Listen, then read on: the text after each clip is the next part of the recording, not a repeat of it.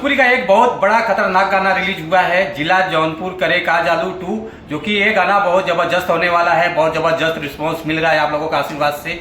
नमस्कार दोस्तों, मैं हूं सतीश। आज हम इसी गाने के बारे में आप लोगों से बात करने वाले हैं इस वीडियो में, तो वीडियो को लास्ट तक देखते रहे।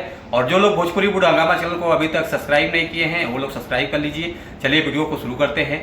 आज हम जिस गाने के बारे में आप लोगों से बात कर रहे हैं, फाइनली ये गाना रिलीज हो चुका है। वो आगे बात करेंगे किस चैनल से रिलीज हुआ, पहले गाने के बारे में बात कर लेते हैं। गाना बहुत जबरदस्त है, बहुत बढ़िया गाना है, बहुत बढ़िया रिकॉर्डिंग हुआ है।